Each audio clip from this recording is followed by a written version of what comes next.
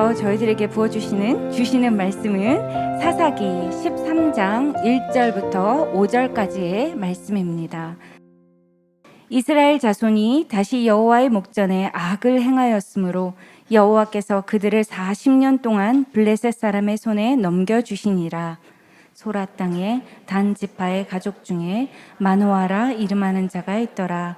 그의 아내가 임신하지 못함으로 출산하지 못하더니 여호와의 사자가 그 여인에게 나타나사 그에게 이르시되 보라, 내가 본래 임신하지 못함으로 출산하지 못하였으나 이제 임신하여 아들을 낳으리니 그러므로 너는 삼가 포도주와 독주를 마시지 말며 어떠한 부정한 것도 먹지 말지니라. 다 함께 읽겠습니다.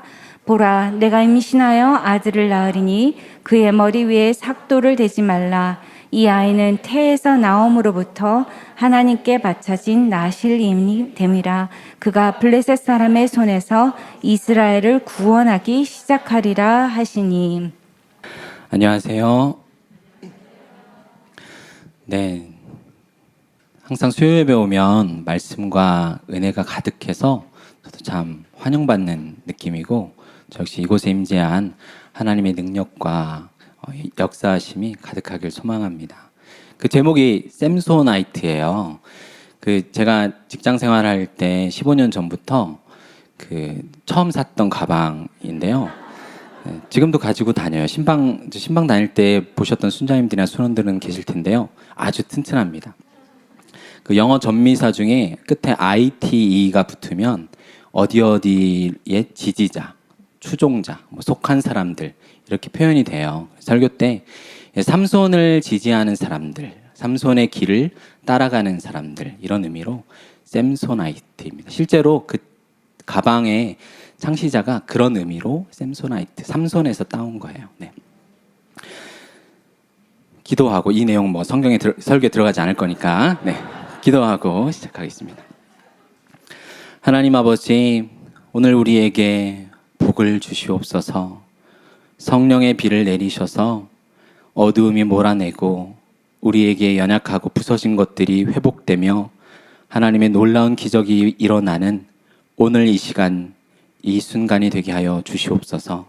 감사하며 예수님의 이름으로 기도드립니다. 아멘. 오늘 우리가 살펴볼 성경은 사사기입니다. 사사기 시대는 출애굽한 이스라엘 백성이 약속의 땅 가나안으로 정복하는 과도기 시대입니다. 하나님께서 일찍이 모세에게 그 땅의 원주민들을 남겨두지 말고 전멸할 것에 대해서 이야기했어요. 왜냐하면 그들 때문에 우상이 들어올 수도 있고, 그래서 그들과 혼인하지도 말라고 했고요. 그들이 너희의 눈에 가시가 되고 옆구리를 찌르게 될 것이니까 그들을 남겨두지 말라고 합니다. 그러나 이 정복전쟁은 불완전하게 성공을 거둡니다. 그래서 가나안 민족은 이스라엘 민족과 함께 살기도 하고, 때때로 이스라엘 민족이 강할 때조차 가나안 민족을 노역으로 부르기까지 합니다. 하나님께서 이스라엘을 위하여 하셨던 모든 큰 일을 본 모세와 이제 그 이후의 후계자였던 이제 여호수아가 있죠. 여호수아와 함께했던 장로들이 살아있을 동안에는 이스라엘 백성이 하나님을 잘 섬겼어요. 그러나 그들이 죽고 난 이후에 하나님을 알기로 그들은 작정하지 않고 이제 다른 세대라고 성경은 말합니다. 이 모습을 볼 때 신앙교육의 가장 큰 포인트는 하나님이 누구신가라는 것입니다. 하나님이 누구신지를 알고 우리에게 어떠한 큰 일을 행하셨는지를 알아야 내가 믿고 내가 따르는 하나님을 사랑하고 그분의 말씀에 순종할 수 있기 때문입니다. 내가 믿으니까 너도 믿어야지, 이런 식으로 이야기하면 사실 옛날이나 지금이나 어렵습니다. 그래서 믿음은 하나님의 말씀을 들음으로 우리에게 주어진다는 것이 사실이에요. 사사기는 하나님을 버린 범죄와 이방 민족으로부터 압제당하는 것, 그로 인해서 이제 고통 가운데서 울부짖는 간구, 그리고 여전히 긍휼을 베푸시는 하나님의 구원, 이 사이클이 계속해서 반복합니다. 재판관이라는 뜻을 사사는 가지고 있습니다. 근데 넓게 보면은 이들을 구원하는 이러한 왕의 역할, 구원자 역할을 가지고 있습니다. 사사기에 등장하지 않는 사사로는 우리가 잘 알고 있는 선지자 사무엘이 있습니다. 사무엘을 또 가르쳤던, 그를 지도했던 제사장 엘리도 사사였다라고 사무엘서에서 이야기해요. 그러니까 사사는 제사장도 있고 선지자도 있고, 대부분의 사사는 이들을 군사적인 행동으로 구원해내는 왕의 역할을 하는 그런 사사가 사사기에서 주로 보게 됩니다. 이스라엘의 배교와 불신앙에도 불구하고 약속의 하나님께서 영웅적인 인물들을 일으키셔서 구원해내시는 이야기가 사사기입니다. 그러나 사사들은 한계가 있어요. 용감하고 때로는 성공적인 인물이었지만 그들에게는 흠이 많았습니다. 계속해서 이스라엘 백성을 다스리는 지도자가 아니라 간헐적으로 여호와의 영이 임할 때 승리를 가져오는 그러한 인물들이었어요. 그래서 반복적으로 사사기에 등장하는 말이 그때 이스라엘에 왕이 없었으므로, 이런 말이 나와요.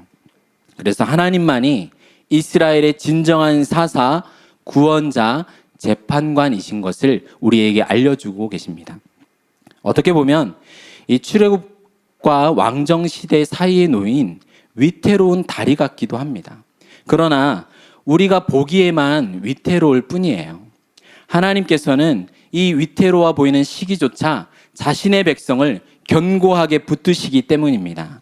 하나님께서 붙드시면 흔들거리는 다리 위에서도 낭떠러지 절벽 위에 선 것처럼 내 인생이 느껴질 때조차 하나님께서는 우리를 견고한 바위 위에 두신 것처럼 안전하게 지키십니다. 내 인생과 가정이 언제 부서질까? 내 인생이 망하지는 않을까? 이렇게 염려하는 분이 혹시 있다면 오늘 말씀을 통해서 하나님의 강한 능력과 약속의 견고함을 맛보시는 시간이 되시길 소망합니다. 오늘은 특별히 사사기의 마지막 사사 삼손의 이야기 전체를 다루게 될 것입니다. 여러분, 삼손 하면 무슨 생각이 드시나요? 신화 속에서 나오는 헤라클레스나 마블 영화에 나오는 토르처럼 힘센 사람, 아니면 옛날 만화에서 보았던 머털도사처럼 이렇게 더벅머리 가진 총각이나, 아니면 요즘 힘센 그 영화 배우 마동석 같이 어떤 한 힘센 총각이 나타나서 어떤 이방 여인 블레셋 여인과의 사랑 이야기를 다룬 이야기일까요? 그렇지 않습니다. 삼손의 스토리 역시 하나님께서 자신의 흠 많은 백성과 어떻게 약속을 맺고 이들을 거룩하게 빚으시면서 회복시키시고 함께 하시는지를 드러내는 이야기입니다. 오늘 본문 1절을 우리 다시 읽어볼까요?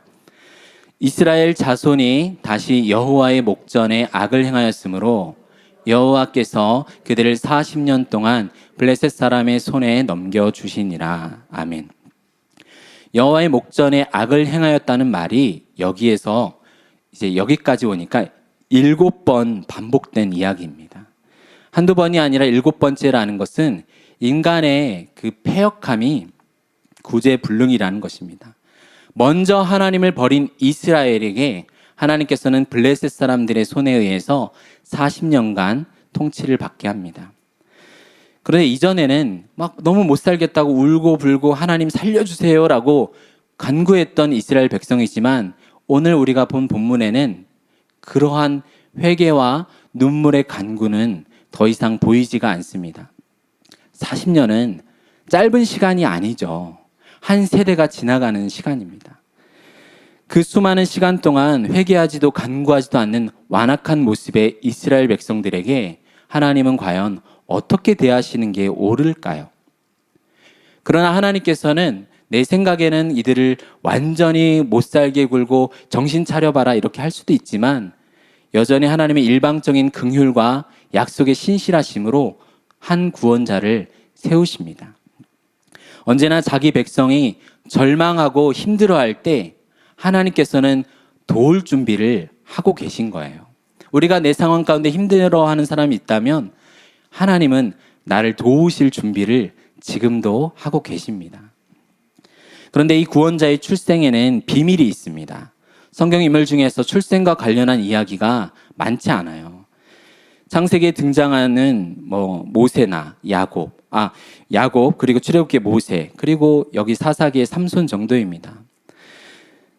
창세기에 등장하는 사라, 리브가, 라헬 같은 경우에 그들은 임신하지 못했던 불임의 상황을 마찬가지로 겪었습니다. 그리고 오늘 등장하는 소라 땅 단지파에 거주하는 마노아와 그의 아내는 자녀를 낳지 못하는 상황에 놓여 있어요. 눈에 보이는 현실은 불임과 자녀가 없는 상황입니다.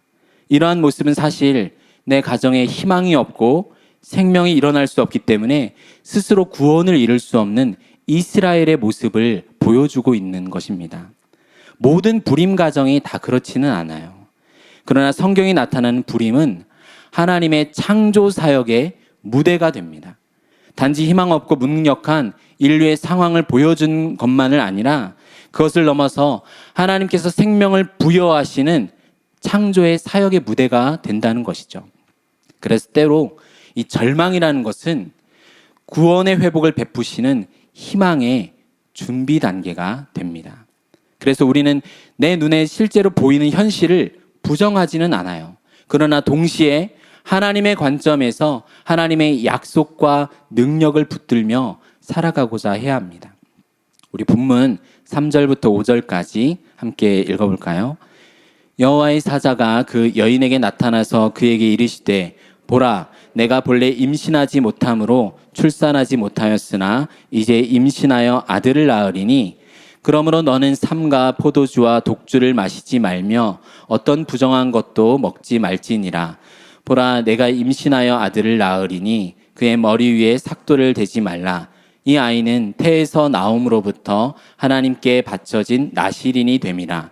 그가 블레셋 사람의 손에서 이스라엘을 구원하기 시작하리라 하시니 아멘. 이제 아들을 낳을 것인데 그는 나실인이 되며 블레셋의 손에서 이스라엘 백성을 구원할 자가 된다라고 하셨습니다. 구별된 자, 바쳐진 자라는 뜻의 나실인은 이 규정이 본래 민수기 6장에 나옵니다. 이 나실인은 신약의 바울처럼 특정한 기간에만 지키는 경우가 있고요. 삼손, 사무엘처럼 태어날 때부터 나실인으로 살아가는 경우가 있습니다. 주로 개인의 문제보다는 하나님 나라인 이스라엘이 죄악에 빠져 있을 때 이 백성을 구원하기 위한 구별된 도구가 되겠다 할 때 나실인의 서원을 하는 것이죠.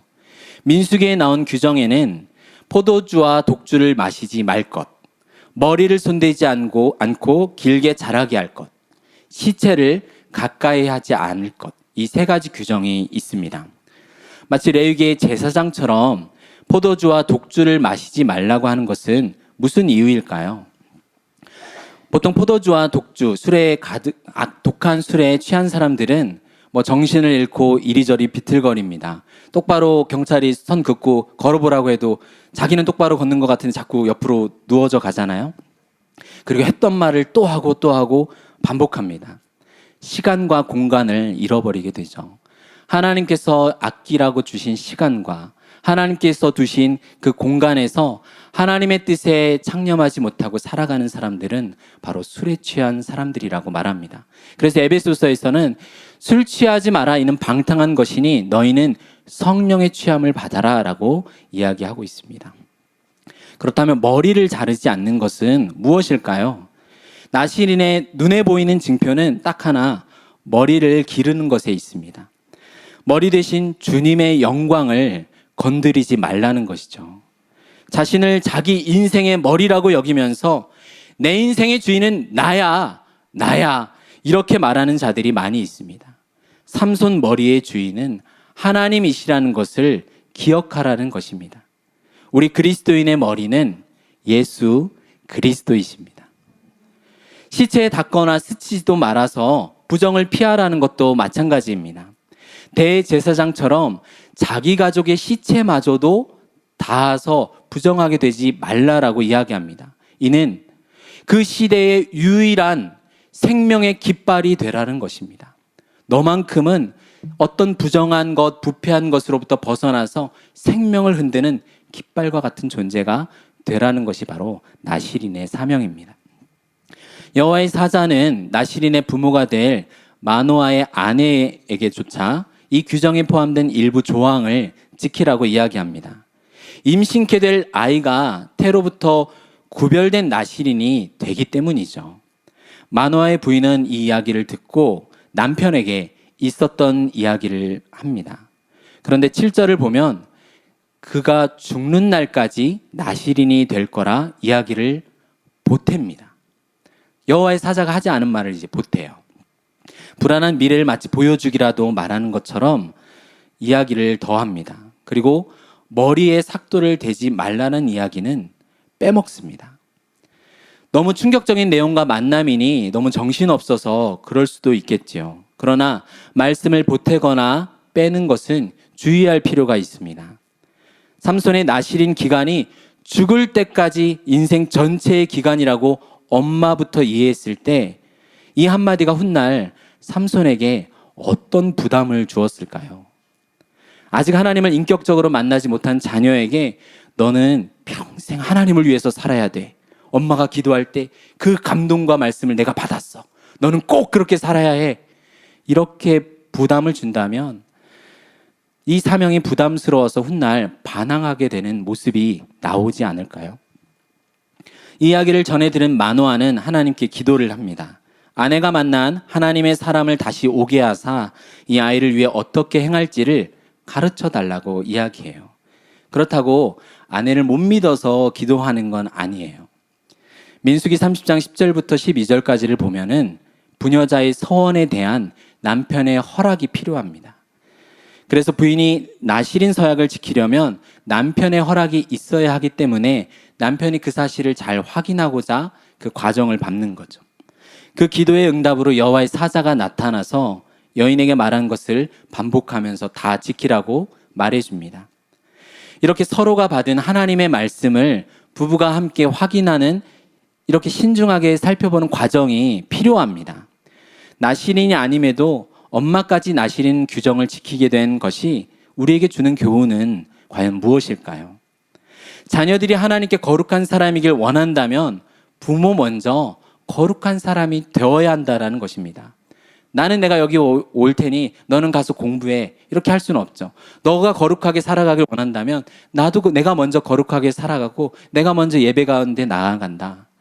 너도 그래서 예배의 자리로 나와라. 이렇게 권면하는 게 필요한 거죠. 교회도 마찬가지입니다. 세상 속에서 구원받는 사람을 이끌어내려면 교회가 가장 거룩해야 합니다. 마노아의 아내는 단순히 아들이 나신이 되는 신분과 역할에 대한 지식만을 전달하는 게 아니었어요. 이 내용은 이스라엘 백성의 운명이 달려있기 때문에 포도주와 독주, 부정한 음식을 금하는 순종의 구체적인 삶을 보여야 했던 것이죠. 그리고 하나님께서 내 자녀의 주인이시라는 것을 기억할 필요가 있습니다. 마노아 부부처럼 불임과 자식이 없던 상황 가운데 자식이 생긴다면 이 자식에 대한 애착은 분명 남달랐을 것입니다. 그러나 당연히 낳을 수 없는 자식이 낳았기 때문에 이를 내 소유라고 여기지 않았습니다. 사실 모든 가정의 자녀는 하나님께서 선물로 주신 하나님의 것입니다. 여호와의 사자는 자신의 이름을 묻는 마노아의 질문에 어찌 그걸 나에게 묻냐고 하면서 이제 이야기를 해줍니다. 내 이름은 기묘자라고 답합니다. 이사야서에서 9장에 보면 오실 메시아의 이름을 기묘라고 대답을 하죠. 그러나 여기서는 내 이름은 기묘다라는 것이 내 이름이 실제 기묘다라기보다는 나는 이해하기 어렵고 너희의 이해를 넘어서는 자라는 뜻입니다. 마노아가 번제물을 바친 제단으로부터 이제 불꽃이 하늘로 막 올라가고 있습니다. 그때 여호와의 사자가 친히 이 번제물의 불꽃에 휩싸여서 함께 하늘로 올라갑니다. 인간의 손으로 드린 번제지만 자신이 직접 이 번제의 불길 속으로 들어가서 여호와의 사자가 하나님께로 올라가는 것이죠. 이 모습은 마치 우리 죄를 속하기 위해서 하나님께서 친히 준비하신 한 몸, 그리스도를 떠올리게 합니다. 이러한 불꽃의 경험 때문일지 아니면 블레셋의 압제 속에서 신음하는 어두운 이스라엘의 상황 때문인지 아이의 이름을 작은 태양이라는 뜻의 삼손이라고 짓습니다. 그래서 앞으로 삼손 스토리의 키워드와 상징은 불입니다. 사사기 13장 24절 25절을 우리 함께 읽어볼까요? 그 여인이 아들을 낳음에 그의 이름을 삼손이라 하니라. 그 아이가 자라매 여호와께서 그에게 복을 주시더니 소라와 에스타올 사이 마하네단에서 여호와의 영이 그를 움직이기 시작하셨더라. 아멘. 삼손은 태어날 때부터 나실인이었고 여호와의 복을 받았으며 여호와의 영이 감동한 완벽한 사사였습니다. 그는 성령의 인도함을 받아 이제 딥나로 내려갔습니다. 13장은 삼손의 출생, 14장은 삼손의 결혼 이야기, 15장은 삼손의 사사로서의 활동을 다루고 있어요. 내 자식이 멋지게 살아가길 바라는 모든 부모의 기대대로 우리 자녀들이 잘 살아가고 있지요. 안타깝게도 이런 기대는 늘상 어긋나는 것처럼 삼손도 마찬가지였습니다. 그는 구별되어 바쳐진 나실인이지만 자기 하고 싶은 대로 삽니다. 그러나 그 뒤에는 하나님의 섭리가 있어요. 그게 우리의 유일한 소망이죠. 삼손은 딥나에 가서 블레셋 여인을 보고 한눈에 뿅 하고 반합니다. 한눈에 반해서 결혼한 분들 혹시 여기 계신가요? 네, 지금 본인 속도 터지겠지만 당시 부모님 속도 터졌을 거죠. 마노아 부부도 속이 터집니다. 네가 어찌하여 이스라엘의 딸들 중에서 아내를 취하지 않고 대적인 블레셋 사람의 딸 중에 아내를 맞으려고 하느냐라고 이제 혼내는 거죠. 여기 삼손의 대답이 가관입니다. 내가 그 여자를 좋아한다. 내가 좋다는데 뭐 무슨 상관이냐 이거죠. 나를 위하여 그 여자를 데려오소서라고 말해요. 근데 원문은 좀 달라요. 원문에서는 그녀를 데려오소서 그 여자가 내 눈에 옳습니다. 이렇게 답을 합니다. 사사기의 핵심이 되는 구절이 그때에는 이스라엘에 왕이 없으므로 사람마다 자기 눈에 보기 좋은 대로 행하니라 이 말씀입니다. 사사기의 전형적인 인물이 바로 삼손이에요. 성경이 우상 숭배 가능성 때문에 이방 여인과의 결혼을 금했잖아요. 그러나 예외는 있습니다. 은혜로운 섭리 가운데 이방인 가운데 구원받았던 라합도 있고 그리고 모압 여인 룻도 있습니다. 모두 예수님의 족보에 들어와 있는 여인들이잖아요. 그러나 삼손은 이 거룩한 사명을 따르기보다는 자기의 육신적인 정욕을 따라서 고른 것입니다. 내가 몇 대째 믿음의 자녀라는 게 무슨 담보가 되는 것처럼 생각하고 말하는 경우들이 있죠. 그것에 걸맞은 신앙의 인격을 소유하려고 힘쓰는 게 아니라 삼손처럼 나를 위하여 지금 내 눈에 들어온 여인의 마음을 얻기 위해서 내 신앙의 몇 대째다, 내가 가지고 있는 건 뭐다, 내 힘과 관심을 쏟고 있다는 이 안타까운 일들이 여전히 많이 있습니다. 고대 이스라엘 결혼 문화에는 신랑 측이 신부 측에게 지참금을 주어야 했습니다. 그래서 삼손도 부모의 승낙과 도움이 필요했던 거죠. 그런데 상의를 한다기보다는 나를 위하여 이 여인을 데려오소서라고 통보와 지시를 합니다. 부모가 거절하지만 삼손은 이 일에 하나님께 기도를 하지 않아요. 하나님의 뜻보다 나의 뜻이 더 중요합니다. 믿지 않는 여인과 결혼했던 많은 사례들, 또 우리의 자녀가 혹시 그런 경우를 겪는다면 얼마나 힘이 들지 아마 여기 계신 분들은 더 누구보다 잘 알고 계실 것입니다. 여호와의 영의 인도하심으로 삼손은 지금 딥나에 왔지만 인도하심을 받아서 온 거잖아요. 그런데도 이 속에서 자기의 눈에 보기 좋은 대로 내 눈에 옳은 사람을 택했습니다. 이처럼 하나님은 우리의 불순종에도 불구하고 자기 일을 끝까지 해내십니다. 하나님의 일과 사람의 일이 지금 뒤섞여 있는 것처럼 보이는 이 본문도 우리가 주의하고 분별이 필요합니다. 14장 4절을 함께 읽겠습니다. 그때 블레셋 사람이 이스라엘을 다스린 까닭에 삼손이 틈을 타서 블레셋 사람을 치려 함이었으나 그의 부모는 이 일이 여호와께로부터 나온 것인 줄은 알지 못하였더라. 번역이 좀 어색한데요. 삼손이 틈을 타서 블레셋 사람을 치려 했다라고 되어 있지만 원문에는 단지 인칭 대명사 그라고 나와 있어요. 문장에서 가장 가까운 그는 여호와입니다. 나시린이라는 무늬만 있는 삼손은 나를 위하여 결혼하려고 했지만 하나님께서 이 일을 가지고서 삼손을 부르신 목적대로 블레셋을 치려고 하신 것입니다. 안목의 정욕대로 여인을 선택했던 삼손은 이제 육신의 정욕을 위한 행보로 이어집니다. 딥나의 포도원에서 젊은 사자를 만났습니다. 전능자의 그늘 아래 사는 사람은 사자와 독사를 발로 밟는다는 시편 91편의 말씀처럼 삼손은 사자를 만나자마자 그를 무찔렀습니다. 그러나 그냥 무찌른 정도가 아니라 염소 새끼처럼 찢어서 죽였다라고 이야기하고 있어요. 그러한 무용이 자기가 생각해봐도 너무 신기하고 놀라웠겠죠. 그래서 다시금 이 길 가운데 돌이키다가 일부러 그 사자의 주검이 있는 쪽으로 찾아옵니다.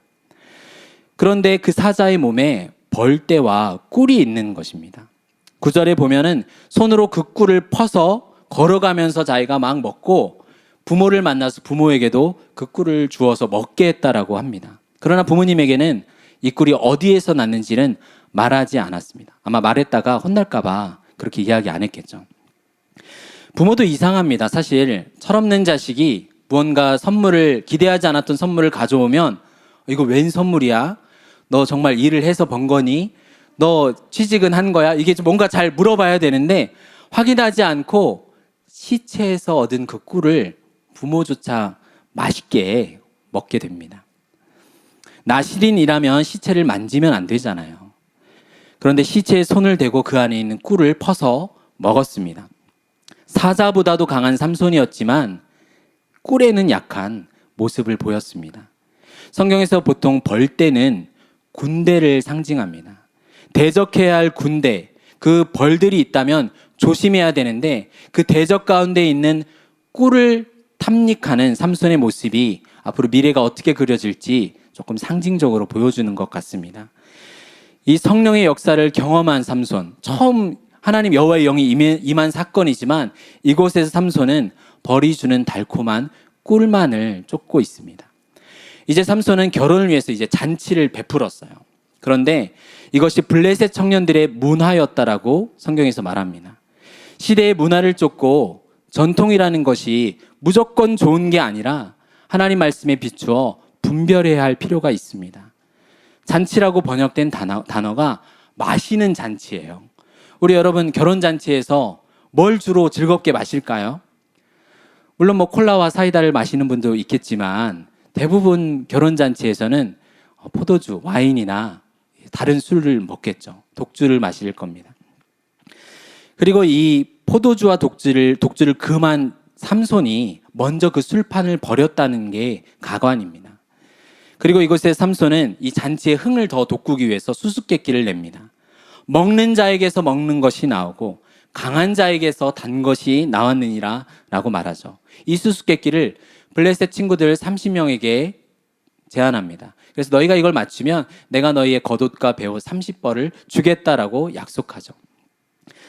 자기만 경험한 수수께끼를 다른 사람이 맞출 수는 없죠. 그래서 이 친구들은 삼손의 아내를 협박하고 회유하기 시작합니다. 이 답을 알려주지 않으면 너와 너의 아버지의 집을 불살라 버리겠다라고 협박해요. 이 여인은 이런 협박을 당하면 보통이면 내가 너 때문에 이런 협박당했다라고 삼손한테 말해야 되는데 삼손에게 말하지 않아요.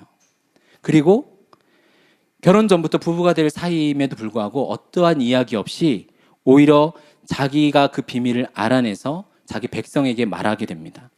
한눈에 반한 이 사랑의 비극입니다.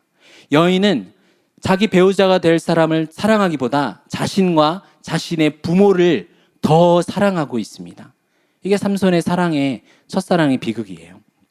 상대방의 인격과 성품을 주목한 만남이 아니었어요.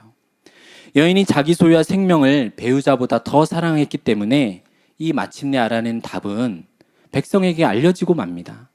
이것에 분노한 삼손은 어쨌든 약속은 한 거니까 아스글론에 가서 그 블레셋 사람 30명을 쳐 죽이고 노략을 합니다. 그래서 수수께끼를 맞춘 친구들한테 옷을 주어요. 근데 여기서 멈추는 게 아니라 너무 화가 나가지고 자기 아버지 집으로 돌아가 버립니다. 초자연적인 능력이 주어졌음에도 자기에게 주신 은사와 재능을 낭비해버리고 자기 이익만을 취한 실패한 사사의 모습을 보고 있습니다. 하나님의 영광을 위해 나를 구별하지 않고 자기 유익과 복수를 위해서 시간과 공간을 낭비하고 있습니다. 그리고 자기 아내에 대한 분노로 아버지의 집에 올라가 버리는 모습은 여기 있는 우리가 봐도 빵점짜리 신랑입니다. 부모를 떠나 한 몸이 된 부부가 의견이 맞지 않는다고 다시 부모의 집으로 가는 경우를 우리는 성경에서 지금 보고 있습니다. 서로를 위하는 것보다 자기 자신을 더 소중히 여기는 비극인 거죠. 시간이 얼마 지나고 나서 삼손은 빈손으로 다시 장인을 만날 수 없으니까 이제 처가댁을 찾아가면서 염소 새끼 선물을 들고 찾아갑니다. 여기서 장인과 사위 사이에 어색한 대화와 말 못할 이 오해가 또 우리는 볼 수 있습니다. 결혼할 아내를 두고 자기 집으로 돌아간 삼손을 보았을 때 장인은 이렇게 생각한 거죠. 아, 사위가 내 딸을 미워하고 싫어하는구나. 그래서 딸을 하필이면 그 잔치에 참여했던 친구에게 주어버립니다. 딸을 자기 소유로 생각해서 이리저리 움직이는 이것도 잘못된 것이지만 삼손이 찾아왔을 때 장인은 매우 당황했어요.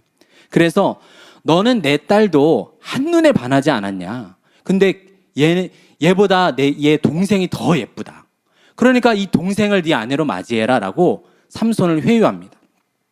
안 믿는 사람이 신자 그리고 그것도 나실인 사역자에게 딸을 이제 시집 보낼 거예요. 그런데 내가 봐도 얘는 무늬만 사역자이기 때문에 배우자의 외모, 조건, 능력 이런 것만으로 결혼을 제한한다면 얼마나 비참한 일일까요?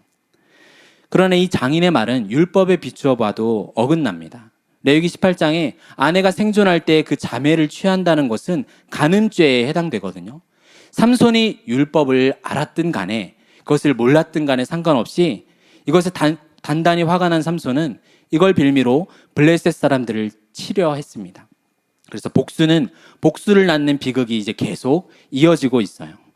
여우 300마리를 붙들어서 진짜 힘이 세죠. 여우 300마리를 붙들어서 꼬리와 꼬리를 연결해서 사이에 횃불을 꽂았습니다. 그 블레셋 사람들의 모든 곡식단과 포도원과 감람나무를 다 불태웁니다. 어느 누구도 내 먹거리를 빼앗으면 당연히 화가 나겠죠. 모든 먹거리를 불태워버린 블레셋 사람들은 너무너무 화가 난 것이죠. 이 불태움의 재앙이 연속되어 일어납니다. 그래서 이 일에 화가 난 블레셋 사람들은 삼손의 장인과 그 딸을 불태워서 죽여버리고 맙니다. 삼손은 여기에서 또 화가 나서 블레셋 사람들의 하체를 쳐서 이들이 엎드러져서 비참하게 신음하다 죽도록 그렇게 블레셋 사람들을 도륙하게 됩니다. 삼손이 이때 에담 바위 틈에 머무르게 되자 블레셋 사람들이 가득히 유다의 진을 치고 삼손을 붙잡으려고 찾아왔습니다. 근데 이 에담 바위 틈은 유다 지파 사람들이 살고 있는 땅이에요. 삼손의 형제 지파라고 할 수 있는 유다 사람들이 살고 있습니다. 그런데 유다 사람들은 오히려 우리가 지금 블레셋의 통치 가운데 있는데 왜 삼손 너 때문에 우리 민족이 지금 이런 고통을 받아야 되냐라고 오히려 형제의 도를 다하기보다는 내가 너 때문에 지금 죽게 되었다라고 지금 하소연을 하기 시작하는 거예요.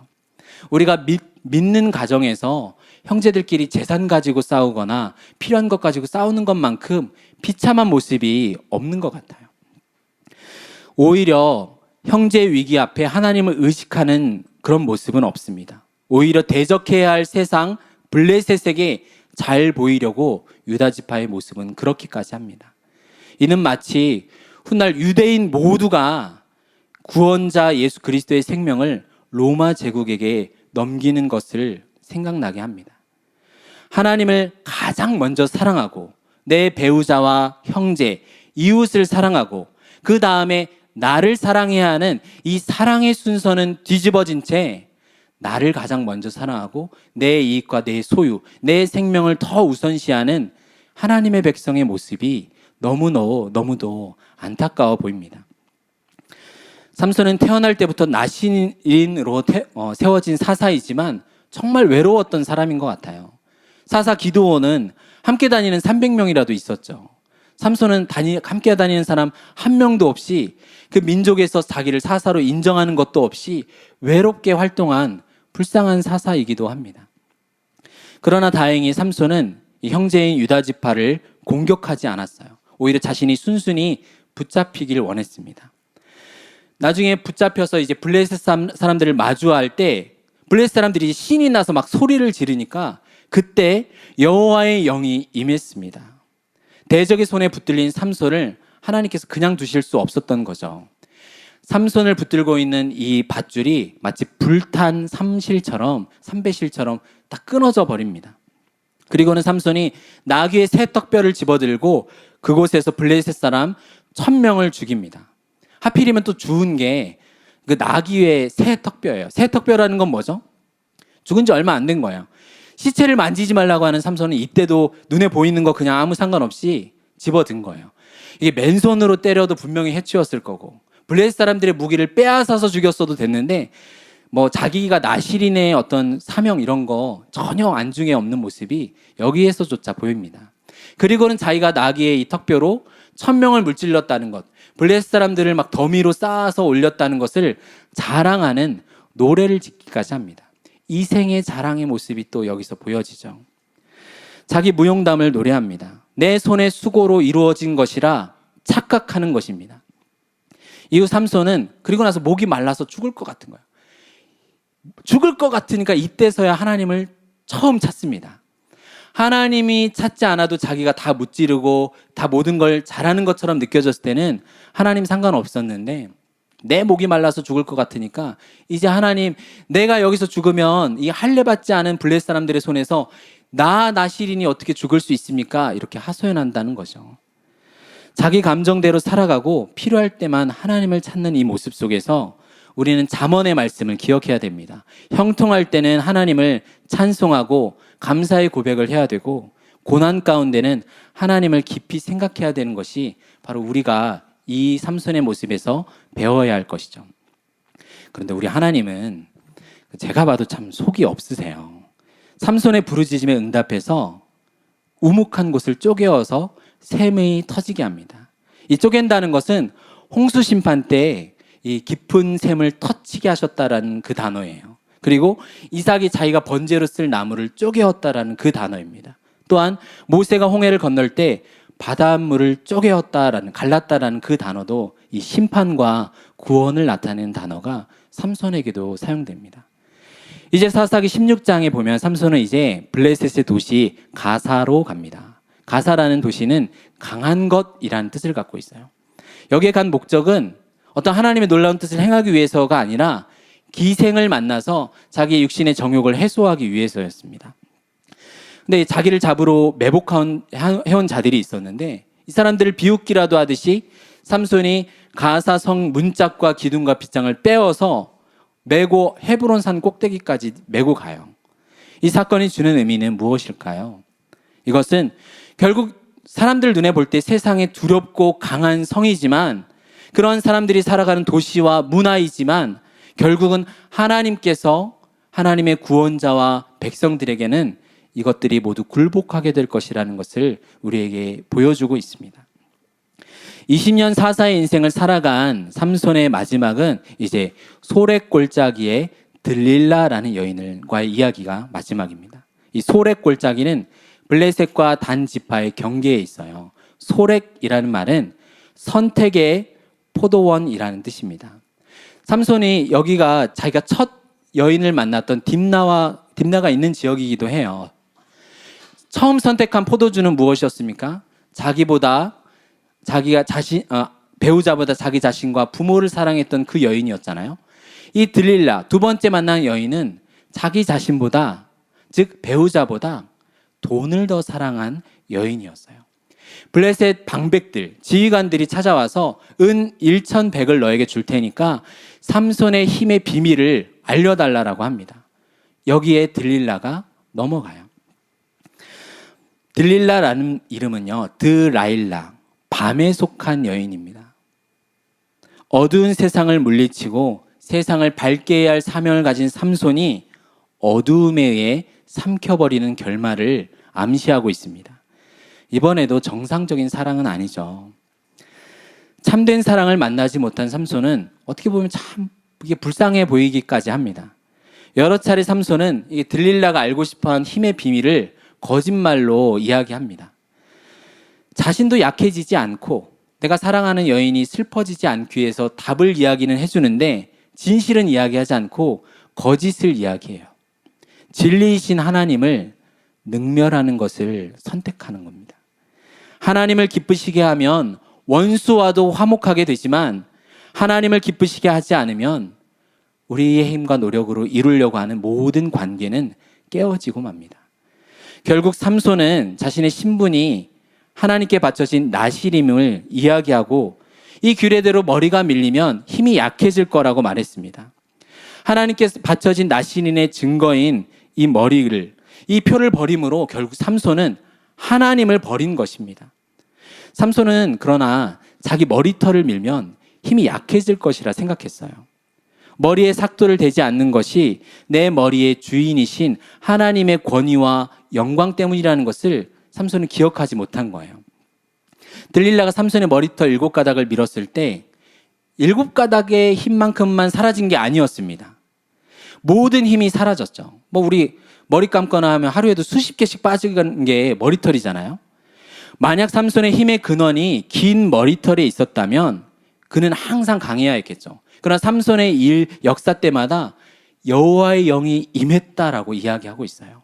힘의 근원은 머리에 있는 것이 아니라 그 머리가 상징하는 하나님의 능력과 권위 아래에 있었던 것이죠. 삼손의 마음에는 보이지 않는 여호와의 영에는 관심이 아무것도 없습니다. 눈에 보이는 머리털에 사로잡혀 있었던 것뿐이죠. 아담과 하와가 선악과를 따먹고 범죄한 것이 선악과 자체보다 이 과일과 결부된 하나님의 말씀에 순종하냐 순종하지 않냐에 따라 있었던 것이 동일한 이야기입니다. 하나님의 자리에 내가 올라 있는 것이죠. 우리의 신앙은 어떻습니까? 교회만 현장에 오거나 아니면 온라인으로 예배만 드리면 너는 하나님의 자녀니까 천국 백성으로 영원한 생명이 담보되었다라고 여기십니까? 하나님의 택하심과 부르심과 의롭다 하심에는 거룩하게 하심까지 붙들려야 합니다. 헌금 생활을 빠지지 않고 봉사를 사역팀마다 잘 하시면 이것 때문에 하나님께서 악한 대적으로부터 우리를 지키시는 게 아닙니다. 그리스도께서 친히 우리를 지키시는 것입니다.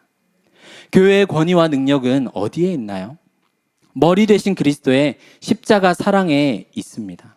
하나님의 말씀에 순종하고 세상으로부터 구별된 삶을 살아가는 것에 하나님의 뜻이 있습니다. 삼손은 이 몸이 결박당할 때까지 자고 있었다라고 이야기해요. 누가 나를 묶고 있는데 잠들었다는 것은 술이 떡이 될 때까지 취했다라는 이야기겠죠. 그러한 삼손이 이제 육신의 정욕, 안목의 정욕에 단단히 빠져있던 삼손의 두 눈은 뽑히고 맙니다. 가사로 끌려가게 되죠.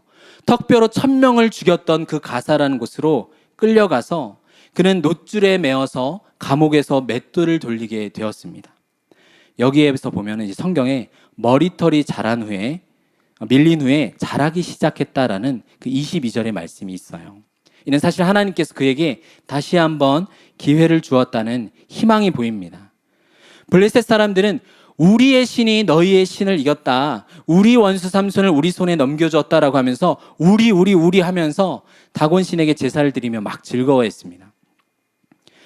이방인 대적 블레셋에게 이스라엘의 구원자가 될 사사가 놀이개가 되어서 그들 앞에서 즐거움의 대상이 되어버린 모습은 너무나 비참한 현실입니다. 그 가운데 삼손이 이 우상 숭배하고 타락하고 이 난잡한 이 신전의 기둥을 붙잡게 되죠. 우리 사사기 16장 27절부터 30절까지 함께 읽겠습니다. 그 집에는 남녀가 가득하니 블레셋 모든 방백들도 거기에 있고 지붕에 있는 남녀도 3,000명 가량이라. 다 삼손이 제주 부리는 것을 보더라. 삼손이 여호와께 부르짖어 이르되 주 여호와여 구하옵나니 나를 생각하옵소서. 하나님이여 구하옵나니 이번만 나를 강하게 하사 나의 두 눈을 뺀 블레셋 사람에게 원수를 단번에 갚게 하옵소서 하고 삼손이 집을 버틴 두 기둥 가운데 하나는 왼손으로 하나는 오른손으로 껴 의지하고 삼손이 이르되 블레셋 사람과 함께 죽기를 원하노라 하고 힘을 다하여 몸을 굽히매 그 집이 곧 무너져 그 안에 있는 모든 방백들과 온 백성에게 덮이니 삼손이 죽을 때에 죽인 자가 살았을 때에 죽인 자보다 더욱 많았더라. 아멘. 지붕 위에만 3,000명이 있을 정도로 어마어마한 사람들이 몰려있는 신전입니다. 삼손은 공적인 사사로 부름을 받았지만 늘 개인의 유익만 구하다가 이제 눈이 뽑히고 비참해지고 나서야 자신의 사명을 붙듭니다. 주 여호와여, 자기 인생의 주인이 하나님이신 것을 이제 고백하고 있어요. 인생의 첫 단추가 끼워져야 됐어야 될 그 단추가 너무 늦게 끼워졌습니다. 자기 생명을 아끼지 않고 민족을 괴롭히는 블레셋을 없애기 위해서 하나님의 도움을 구합니다. 이번만 나를 강하게 하사라고 기도하죠. 삼손에게 힘이 돌아오니까 결국 신전이 무너졌습니다.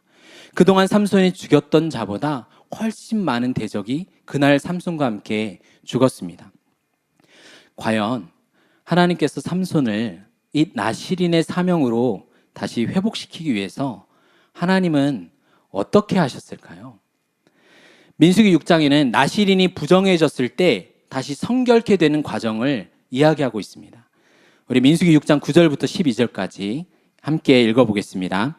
누가 갑자기 그 곁에서 죽어서 스스로 구별한 자의 머리를 더럽히면 그의 몸을 정결하게 하는 날에 머리를 밀 것이니 곧 7째 날에 밀 것이며 8째 날에 산비둘기 2마리나 찌푸들기 새끼 2마리를 가지고 회막문에 와서 제사장에게 줄 것이요 제사장은 그 하나를 속죄 제물로 하나를 번제물로 드려서 그의 시체로 말미암아 얻은 죄를 속하고 또 그는 그 날에 그의 머리를 성결하게 할 것이며 자기 몸을 구별하여 여호와께 드릴 날을 새로 정하고 1년 된 순양을 가져다가 속건 제물로 드릴지니라. 자기의 몸을 구별한 때에 그의 몸을 더럽혔은즉 지나간 기간은 무효니라. 아멘.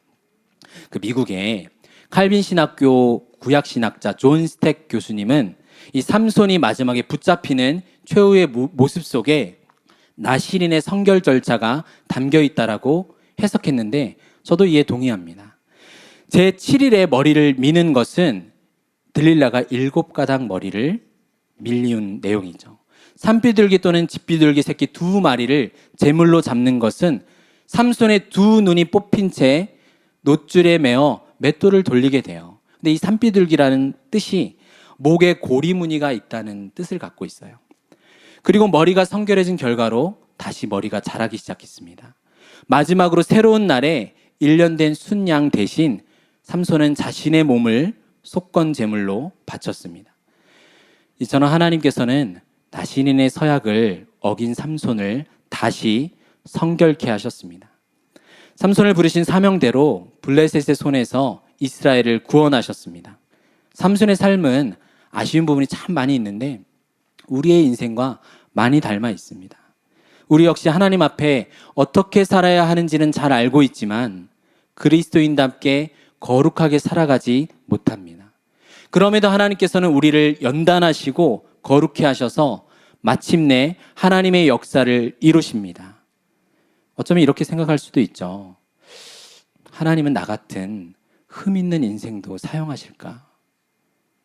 그러나 하나님께서는 구부러진 막대기로도 홈런을 치실 수 있는 분이십니다. 우리의 연약함과 불순종, 반역에도 불구하고 자신의 뜻을 이루십니다. 그리고 자기 백성이 돌아오기를 기다리고 계세요. 인내하심으로 기다리고 마침내 우리가 하나님의 일에 동참하길 원하십니다. 죄인이 성도로 돌아오기 원할 때 하나님은 죄인을 용서하고 받아주십니다. 그 일이 너무 늦지 않기를 소망합니다. 어릴 때부터 일찍부터 하나님의 뜻을 기뻐하고 순종한다면 이 하나님의 영광과 명예를 알고 살아가는 것이 얼마나 기쁠까요? 그러나 이 영광과 명예를 잃어버리고 사는 그리스도인들이 우리 주변에 너무 많이 있습니다. 하나님은 오늘 또 우리를 기대하고 계시고 떠나지 않으시고 함께하고 계십니다. 작은 태양에 속한 자들, 샘소나이트, 바로 우리가 이러한 세상의 빛으로 부름받은 사람들입니다. 삼손을 통해서 블레셋을 무찌르기 시작한 일은 다윗에게 이르러서야 완성이 됩니다. 나실인 삼손이 왕으로 오실 다윗의 길을 준비하는 자였다라면 신약에서도 삼손과 같은 고향 사람으로서 소래 골짜기 상류인 엔케렘, 포도밭의 샘이라는 마을에서 태어난 나실인이 한 명 있습니다. 그가 누구일까요? 바로 주의 오심을 위해서 광야에 외치는 자의 소리 세례 요한입니다. 삼손과 동일한 사명을 받았어요. 그는 베들레헴에서 태어난 왕을 기다렸습니다. 삼손은 또 예수님과도 유사한 점이 많이 있습니다. 모두 자기 백성이 회개하지 않고 있는 영적인 어두움 속에서 그러한 상태에서 하나님은 무조건적인 사랑으로 구원자를 베풀어 주셨습니다. 우리 마지막으로 구약의 마지막인 말라기 4장 2절을 함께 읽어볼까요? 내 이름을 경외하는 너희에게는 공의로운 해가 떠올라서 치료하는 광선을 비추리니 너희가 나가서 외양간에서 나온 송아지같이 뛰리라. 40년의 어두움을 물리치기 위해서 작은 태양 삼손을 보내신 하나님께서 4,000년의 흑암 가운데 놓였던 인류를 구원하기 위해서 의의 태양 그리스도를 우리에게 보내셨습니다. 삼손의 마지막은 연약한 부분이 많음에도 자기의 생명을 아끼지 않고 대적의 손에 넘겨져 우리를 구원하기 위해 죽으신 예수 그리스도를 떠올리게 합니다. 사망은 나에게 역사하고 생명은 하나님의 백성에게 역사하길 원하는 삼손의 모습을 볼 때 그가 히브리서에서 믿음의 반열에 오른 것은 당연합니다. 구약의 삼손은 불완전하지만 신약의 삼손이신 예수 그리스도는 완전하십니다. 여호와의 영은 삼손에게는 간헐적으로 가끔 임했지만 성령께서는 우리 가운데 한 번도 떠나지 않으십니다. 이스라엘에게 대적이 존재했던 이유에 대해서 성경은 아직 전쟁을 알지 못하는 이스라엘 자손을 가르치기 위해서라고 말합니다. 우리는 영적 나실인과 같은 존재로서 우리는 앞으로 어떤 전쟁에 싸워야 되고 어떻게 전쟁에서 이겨야 하는지 성경을 통해서 배워야 합니다. 우리 각자에게는 하나님께서 주신 약속과 사명이 있습니다. 비록 삼손과 같이 강한 힘을 받은 그러한 은사를 받은 사람도 있겠지만 내가 볼 때는 보잘것없고 초라해 보이는 은사일지라도 하나님의 손에 붙들리면 나와 타인을 구원하게 되는 위대한 일에 우리 모두는 사용될 것입니다. 하나님은 우리를 사랑하시고 강하십니다. 작은 태양으로 부름받은 성도 여러분, 담대하십시오. 기도하겠습니다.